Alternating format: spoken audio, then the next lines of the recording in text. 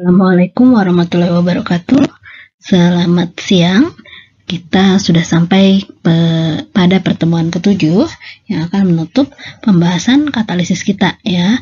Pada pertemuan ketujuh ini kita akan membahas review katalis pada proses produksi biodiesel.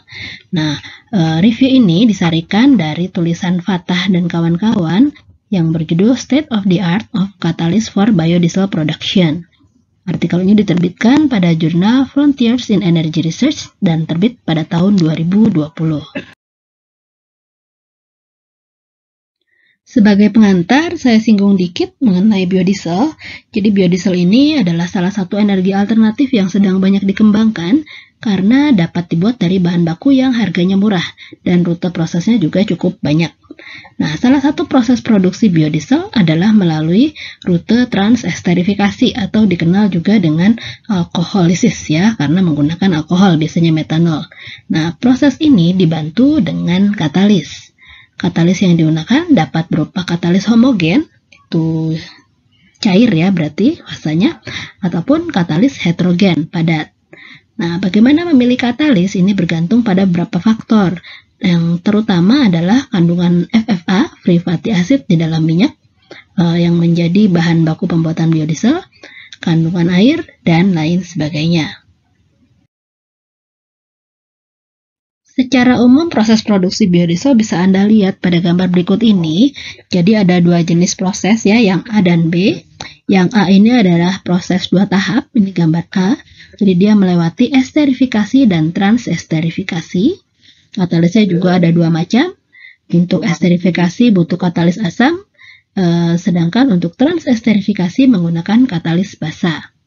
Sedangkan proses yang 1 tahap, itu yang gambar B, itu prosesnya langsung transesterifikasi ya. Katalis yang digunakan bisa katalis basa, bisa berupa biokatalis dan nanokatalis, ini masih sekali.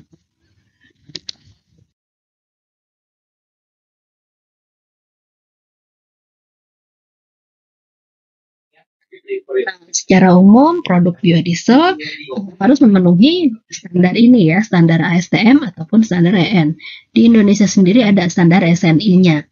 Jadi di sini standar-standarnya meliputi densitasnya, viskositas, Seton number, distillation temperature, kandungan ester, kemudian kandungan debu, sulfur content, plus point, cloud point, ini karakteristik fisiknya, hot filter, lubricity, water sediment, dan lain sebagainya. Anda bisa pelajari melalui tabel ini.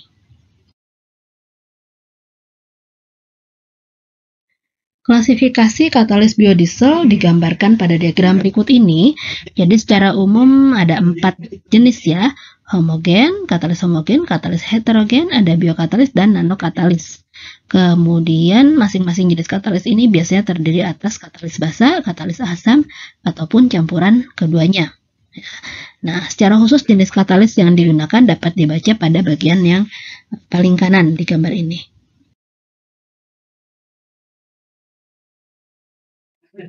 Reaksi transesterifikasi ini dapat dikatalisasi oleh katalis homogen maupun katalis heterogen. Nah, apabila menggunakan katalis homogen, itu kelebihannya adalah reaksi berjalan lebih cepat. Kemudian jumlah umpan yang diperlukan itu lebih sedikit ya, berarti konversinya lebih besar. Nah, kekurangannya adalah perlu proses pemisahan antara produk dengan katalis karena fasanya homogen. Nah, proses ini biasanya kurang ekonomis karena melibatkan alat-alat yang mahal. Selain itu, katalis juga umumnya tidak dapat digunakan kembali. Nah, bagaimana ketika kita menggunakan katalis heterogen? Di sini reaksi berjalan lebih lambat dibanding dengan katalis homogen tadi. Namun tidak ada problem di sisi pemisahan produk, sehingga penelitian untuk katalis heterogen ini lebih berkembang dibandingkan dengan katalis homogen. Selain itu, katalis heterogen yang telah digunakan memiliki permasalahan berkurangnya pusat aktif, deposisi senyawa organik, dan kerusakan struktur, sehingga sama seperti katalis homogen belum dapat digunakan kembali.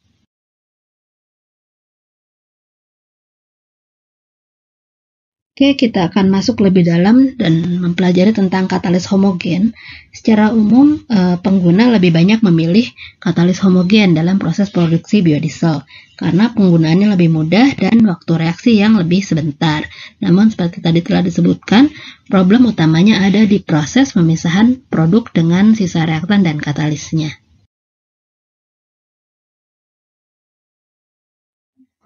Katalis basa homogen umumnya berupa cairan alkali seperti alkali hidroksida, contohnya NaOH dan KOH, kemudian alkali oksida, Na2O dan K2O, serta karbonat.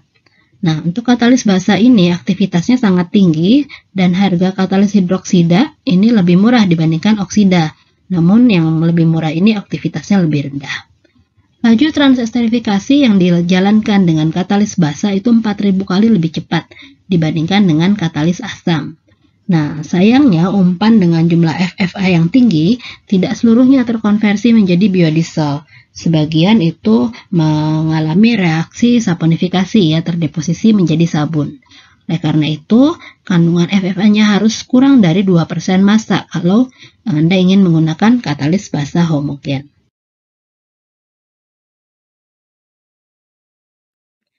Katalis asam homogen yang digunakan untuk proses produksi biodiesel antara adalah asam sulfat, asam sulfanat, dan asam hidroklorat.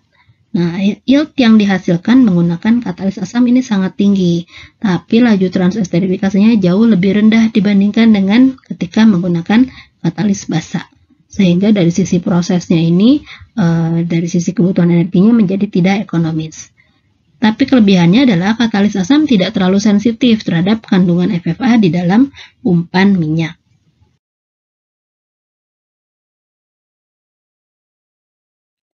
Katalis heterogen merupakan jenis katalis yang secara reguler akan membentuk pusat aktif dengan reaktan sepanjang berjalannya reaksi.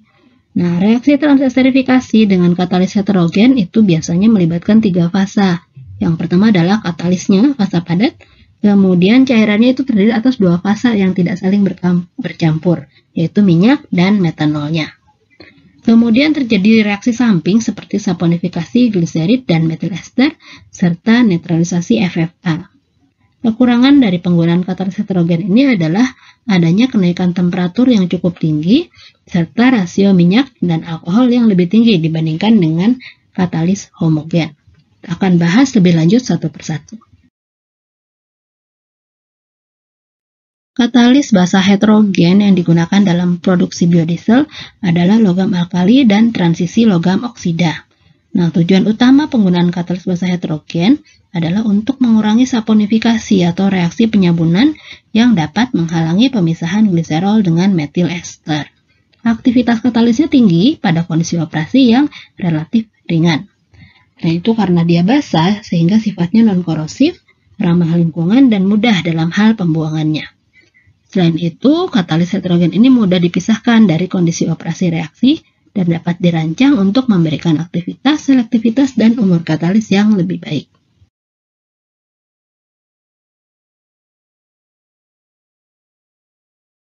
Katalis basa pertama yang banyak digunakan adalah katalis berbasis logam alkali. Nah, semakin kuat sifat basanya, maka katalis akan bersifat lebih efektif.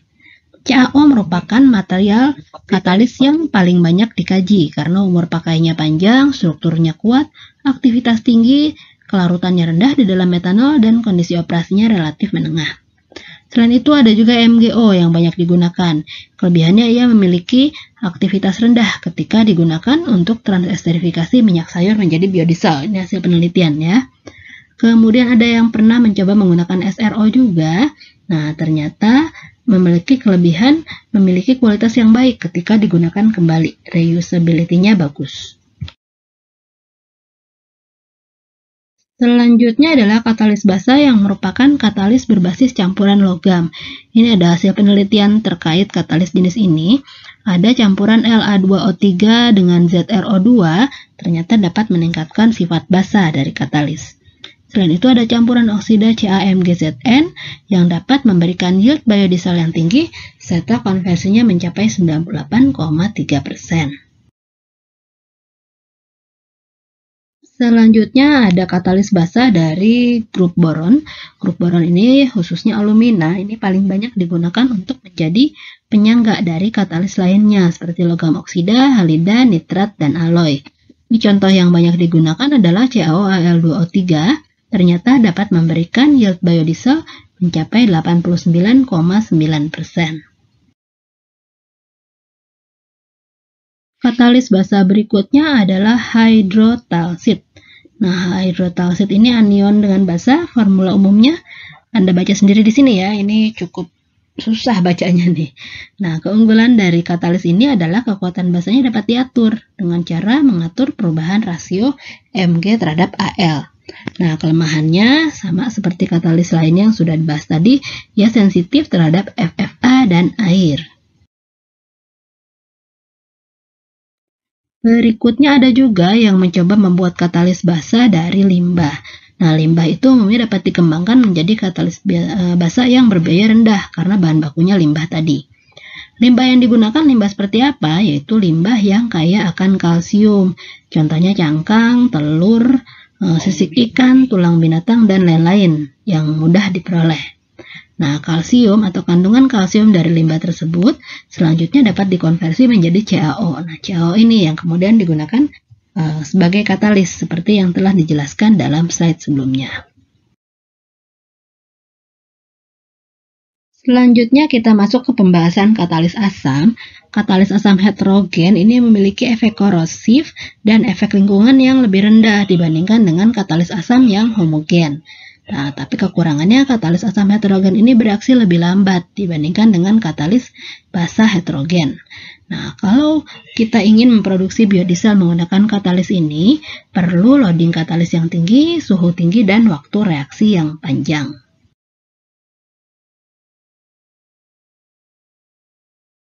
Berikutnya contoh dari katalis asam adalah resin cation exchange. Nah, resin ini merupakan jenis resin berpori sehingga punya banyak pusat aktif. Kemudian keunggulannya adalah resin ini dapat digunakan untuk umpan yang memiliki kandungan FFA tinggi. Konversi tertinggi yang dapat dicapai dari berbagai penelitian itu berkisar antara 97,8 sampai 98%. Katalis asam berikutnya adalah senyawa turunan dari heteropolyasids atau HPAs. HPAs ini banyak digunakan karena memiliki stabilitas termal yang baik dan mudah disintesis. Kelemahannya luas areanya kecil, namun kelemahan ini dapat dihadapi atau dikendalikan dengan menggunakan material penyangga yang tepat sehingga memberikan luas area yang lebih besar.